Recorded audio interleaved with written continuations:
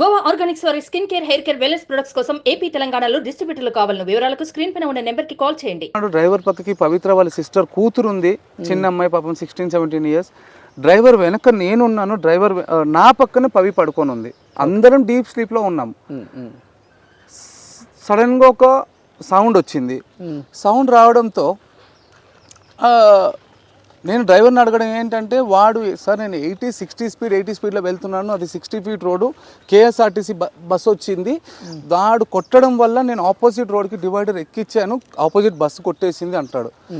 And ఇంకొకటి, నేను Suman TV తరఫున నేను ఒక విషయం చెప్పాలనుకుంటున్నాను అందరికీ. ఏంటంటే అందరికీ ప్రెస్ రిపోర్టర్స్కి నేను చెప్పాలనుకుంటుంటే, ఇది నాకు what ever I want, I'm not talking about any commercial all, నా బాధ నా ఆవేదన చెప్పుకుంటున్నాను. రోషన్ గారు ఏదేదో రాస్తున్నారు. ఇక్కడ ఉంది నలుగురము, కళ్ళతో చూసింది నేను, ట్రావెల్ చేసింది నేను. నలుగురిలో మేజర్గా దెబ్బలు తగిలింది నాకు. Today this is the third day. నాకు స్కల్ ప్రాబ్లం ఉంది. ఆ స్కల్ ప్రాబ్లం వల్ల I'm not able to recognise the people. 10 minutes మీరు రోషనా ఎవరా అనేది మర్చిపోతున్నాను. అదే నేను ఫోన్ చేసినప్పుడు కూడా నేను అందుకే అడిగాను. నేను ఫోన్ చేయగానే ఫస్ట్ బాగా మాట్లాడాడు, అండ్ సెకండ్ టైము అంటే నాకు అర్థమైపోయింది అదేదో కొంచెం మెమరీ పవర్ తగ్గింది నాకు అర్థమైపోయింది పూర్తిగా. అండ్ ఇక్కడ ఏంటంటే ఆ నలుగురిలో ఎవరికి తగ్గలేదు సార్ దెబ్బలు. నలుగురిలో తగిలింది పవిత్ర గారికి కూడా. To be frank I'm telling you, పవికి చిన్న దెబ్బ తగ్గలేదు. నా పవికి చిన్న దెబ్బ తగ్గలేదు. కార్ ఆపోజిట్లో రోడ్ వెళ్ళింది, గ్లాస్ బ్లాస్ట్ అయింది, స్మోక్ వచ్చింది. తను బ్రీత్ తీసుకొని జస్ట్ రైట్ టర్న్ ఇవ్వేసరికి నేను రక్తమడుపులో పడి ఉన్నాను. నన్ను చూసి నాన్న ఏమి ఇంతే బ్రీత్ ఆగిపోయింది తప్పితే ఇక్కడ జరిగింది అంతే. తను మన చిన్నపిల్లలు ఏడ్చినా కూడా అని ఆగుతారు, మనం వీపులో ఒక 2 దెబ్బలు కొడతాము, చెస్ట్ ఏదో చేస్తే వాళ్ళు రూపీ రివీల్ అవుతారు. అక్కడ తనకి బ్రీత్ ఆగడం వల్ల నేను అన్కాన్షియస్లో ఉన్నాను. డ్రైవర్ వచ్చేసి 108కి తిరుగుతున్నాడు. చిన్న పాపకి తెలియదు, ఆ నాలెడ్జ్ లేదు, ఆ టెన్షన్లో తను ఆగిపోయింది. ఎవడో ఒక మనిషి వచ్చి వెనుక ఒక దెబ్బ కొట్టినా, ముందు దెబ్బ కొట్టినా తను ఈరోజు బ్రతికేది. And the major fucking point I'm telling everyone, ambulance వచ్చేసి 15 minutes లేట్ వచ్చింది, లేకపోతే ఈరోజు పవి బ్రతికేది. అందరికీ నేను అదే చెప్తున్నాను, అన్ని న్యూస్లో అదే చెప్తున్నాను, బట్ రాయట్లేరు. ఈరోజు అంబులెన్స్ ఆన్ టైం వచ్చి ఉంటే నా పవి బ్రతికేది. తర్వాత ఆఫ్టర్ దట్ అందరూ అనేది ఏంటంటే, మీరు అన్కాన్షియస్లో ఉన్నారు, హాస్పిటల్కి వెళ్ళేసరికి 1 అయింది, 1:10 అయింది అన్నారు. ఆఫ్టర్ 1:30 కాన్షియస్ అన్కాన్షియస్ నాకు తెలియదు, ఒక న్యూస్ చెప్పారు ఇట్లా మీ పవి అయినసరికి నేను లేచి, నా నాలెడ్జ్ లేకుండా నేను అక్కడ డాక్టర్లను చేసుకోవడము, అక్కడ గ్లాసులు పగడగొట్టడము ఏదో జరిగింది. చేశాను అంటున్నారు, నేను చేశాను నా నాలెడ్జ్లో లేదు, చేశాను. అండ్ వాళ్ళు ఏంటంటే వీళ్ళకి షాక్ ట్రీట్మెంట్ ఇవ్వాలి, 1 day మెంటల్ హాస్పిటల్లో పెట్టాలి అని అన్నారు. అదే గ్యాప్లో అభిమానులే కావచ్చు ఎవరో ఏదో వచ్చి అన్నారంటే, వద్దొద్దు మేము మెడిటేషన్ చేసి మార్చుకుంటాము, షాకులు ఇస్తే వేరే పరంగా వాడుతుంది అంతే. ఆ గ్యాప్లో ఇంజెక్షన్ ఇచ్చి పడుకోపెట్టారు. మార్నింగ్ 4 o'clock నాకు న్యూస్ తెలిసింది.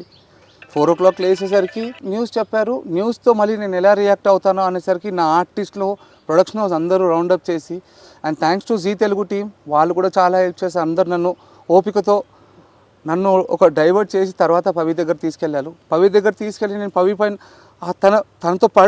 తన మీద పడి ఏడ్చిన రక్తం, నా రక్తము తన ఫేస్ పైన ఉంది తప్పితే వేరే ఏమీ దెబ్బలు లేవు. అస్సలు బ్లడ్ అస్సలు రాలేదు తనకి. సరే ఉండినా కూడా సార్ నేను ఏదంటానంటే, మనకున్న ఒక 6 layers 7 layers ఒక చిన్న తగిలి ఉండొచ్చు తప్పితే it's not a major thing. Please మీ తరఫున మీరు అందరు పబ్లిక్కి చెప్పండి. ఫస్ట్ టైం తను మీడియా ముందు కొంచెం మాట్లాడటం కూడా, అందుకని ఈరోజు మొత్తం క్లియర్గా చెప్తున్నారు.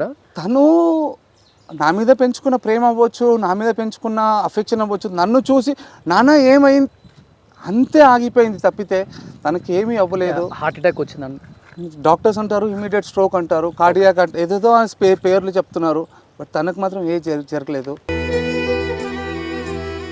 కానీ ఈరోజు అంబులెన్స్ ఉంటే నా పవి బ్రతికేది. కానీ పాప ఉందని చెప్తున్నారు. పవిత్ర గారి పాప కూడా, పవిత్ర గారి పాప కాదు, పవిత్ర గారి సిస్టర్ పాప. తన పేరు అపేక్ష, డ్రైవర్ నేమ్ శ్రీకాంత్. మీకు నా పేరు తెలుసు, చందు. అండ్ ఈరోజు మనం కోల్పోయిన పవిత్ర గారు ఉన్నారు. ఎంత స్పీడ్ లో వెళ్ళింది చందు కార్ అసలు?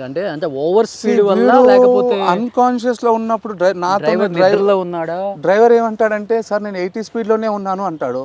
బట్ డిపార్ట్మెంట్ వాళ్ళు ఏమంటారంటే, డ్రైవర్ వచ్చేసి 160 170 స్పీడ్లో ఉన్నాడు అని వాళ్ళు అంటారు. బట్ ఇంకా ఏమీ తెలియలేదు. బట్ ఈరోజు అయితే మనం ఒక మనిషిని కోల్పోయాం.